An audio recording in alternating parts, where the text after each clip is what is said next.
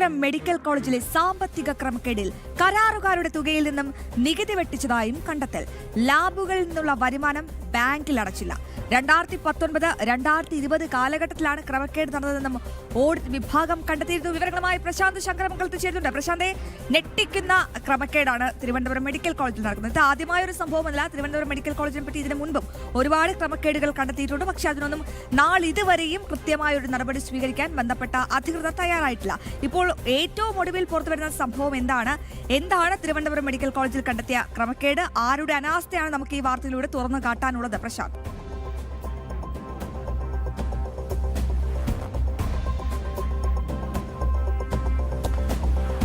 അശ്വതി, കഴിഞ്ഞ ദിവസമാണ് ഇത് സംബന്ധിച്ച കേരളം തന്നെ ഞെട്ടിയ വാർത്ത പുറത്തു വന്നത്. തിരുവനന്തപുരം മെഡിക്കൽ കോളേജിൽ ഗുരുതരമായ സാമ്പത്തിക തട്ടിപ്പ് നടന്നു എന്നായിരുന്നു കണ്ടെത്തലുണ്ടായിരുന്നത്. ഓഡിറ്റ് വിഭാഗം നടത്തിയ കണ്ടെത്തലാണ് ഇത്തരത്തിലുണ്ടായത്. 46 ലക്ഷം രൂപ ഇത്തരത്തിൽ ബാങ്കിൽ നിക്ഷേപിക്കാതെ വകമാറ്റി എന്നടക്കമുള്ളവയായിരുന്നു കണ്ടെത്തൽ. അതിൽ കൂടുതൽ വിവരങ്ങളാണ് ഇപ്പോൾ പുറത്തു വന്നിരിക്കുന്നത്. ഇത്തരത്തിൽ ലാബുകളിൽ നിന്നുള്ള വരുമാനവും ബാങ്കിൽ അടച്ചില്ല എന്ന വിവരമാണ് പുതിയതായിട്ട് പുറത്തു വന്നുകൊണ്ടിരിക്കുന്നത്. അത് മാത്രമല്ല, കരാറുകാരുടെ തുകയിൽ നിന്നും നികുതി വെട്ടിച്ചു എന്ന വിവരം പുറത്തു വരുന്നു. ലെഡ്ജറിൽ ക്രമക്കേട് വരുത്തി എന്ന വിവരം പുറത്തു വരുന്നു. ഇങ്ങനെ ഗുരുതരമായ സാമ്പത്തിക ക്രമക്കേടുകളാണ് തിരുവനന്തപുരം മെഡിക്കൽ കോളേജിൽ നടന്നതെന്നാണ് ഇപ്പോൾ പുറത്തു വന്നുകൊണ്ടിരിക്കുന്ന വിവരങ്ങൾ എന്ന് പറയുന്നത്. കഴിഞ്ഞ സർക്കാരിന്റെ കാലത്ത്, അതായത് 2019-20 കാലത്താണ് ഇത്തരത്തിലുള്ള സാമ്പത്തിക ക്രമക്കേടുകൾ നടക്കുന്നത്. ആശുപത്രി വികസനവുമായി ബന്ധപ്പെട്ടൊക്കെ നടത്തേണ്ട ഫണ്ടുകളാണ് ഇത്തരത്തിൽ വകമാറ്റി ചിലവഴിക്കുന്ന ഒരു സാഹചര്യം ഉണ്ടാകുന്നത്. ഇത്തരത്തിൽ മെഡിക്കൽ കോളേജ് ഡെവലപ്മെന്റ് സൊസൈറ്റിയിൽ നിന്നൊക്കെയുള്ള ഫണ്ട് വകമാറ്റുന്ന സാഹചര്യമാണ് ഉണ്ടായത്. ഗുരുതരമായ സാമ്പത്തിക ക്രമക്കേട് നടന്നു എന്ന് തന്നെയാണ് കണ്ടെത്തലുണ്ടാകുന്നത്. നമുക്കറിയാം, ഈ 2019-20 കാലം എന്ന് പറയുന്നത് കോവിഡിന്റെ കാലമാണ്. അത് 2020 കടക്കുമ്പോൾ കോവിഡിന്റെ ശക്തി പ്രാപിക്കുന്ന ഒരു സമയമായിരുന്നു, ലോക്ക്ഡൌൺ സമയമായിരുന്നു. ഈ സമയത്താണ് ഇത്തരത്തിൽ വ്യാപകമായ രീതിയിൽ സാമ്പത്തിക ക്രമക്കേട് നടത്തിയതെന്നാണ് ഇപ്പോൾ പുറത്തു വന്നുകൊണ്ടിരിക്കുന്ന വിവരം. നമുക്കറിയാം, ഈ കോവിഡ് സമയത്ത് കോവിഡ് അനുബന്ധ ഉപകരണങ്ങൾ വാങ്ങിയതും അതോടൊപ്പം തന്നെ മാസ്ക് വാങ്ങിയത് അടക്കമുള്ള അടക്കം നിരവധി ക്രമക്കേടുകൾ നേരത്തെ കണ്ടെത്തിയിരുന്നു. അതുമായി ബന്ധപ്പെട്ട അന്വേഷണങ്ങളൊക്കെ നടന്നെങ്കിൽ പോലും എങ്ങുമെത്താത്ത ഒരു സാഹചര്യമൊക്കെ നിലനിൽക്കുന്നു. ഇപ്പോൾ ഇതെല്ലാം കൂടി കൂട്ടിച്ചേർത്ത് വായിക്കുമ്പോൾ ഈ കോവിഡിന്റെ മറവിൽ പിണറായി സർക്കാരിന്റെ കാലത്ത് നടന്നത് ഗുരുതര സാമ്പത്തിക തട്ടിപ്പാണ്. മെഡിക്കൽ കോളേജുകളിൽ നിന്നും ഗുരുതരമായ രീതിയിൽ ക്രമക്കേടുകൾ നടത്തി എന്നടക്കമുള്ള വിവരങ്ങളാണ് ഇപ്പോൾ പുറത്തു വന്നുകൊണ്ടിരിക്കുന്നത്.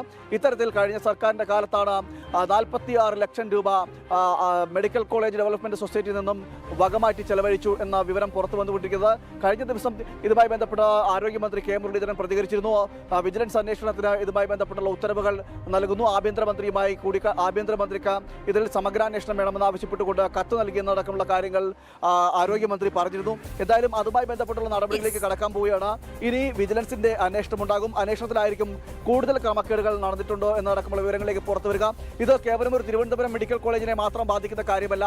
സംസ്ഥാനത്തെ ഒട്ടുമിക്ക മെഡിക്കൽ കോളേജുകളും സമാന സാഹചര്യം ഉണ്ടാകാൻ സാധ്യതയുണ്ടെന്നാണ് ലഭിക്കുന്ന വിവരം. നിലവിൽ ലാബുകളിൽ നിന്നുള്ള വരുമാനം ബാങ്കിൽ അടച്ചില്ല. കരാറുകാരുടെ തുകയിൽ നിന്നും നികുതി വെട്ടിച്ചു. അതോടൊപ്പം തന്നെ ലെഡ്ജറുകളിൽ ക്രമക്കേടുകൾ നടത്തിയെന്നടക്കമുള്ള ഗുരുതരമായിട്ടുള്ള കണ്ടെത്തൽ കൂടിയാണ് ഇപ്പോൾ ഉണ്ടായിരിക്കുന്നത്. തിരുവനന്തപുരം മെഡിക്കൽ കോളേജ് കേന്ദ്രീകരിച്ചാണ് ഗുരുതരമായ സാമ്പത്തിക ക്രമക്കേടുകൾ നടത്തിയിരിക്കുന്നത്. കഴിഞ്ഞ സർക്കാരിന്റെ കാലത്ത് കോവിഡിന്റെ മറവിലാണ് ഈ ക്രമക്കേടുകളെല്ലാം നടത്തിയത്.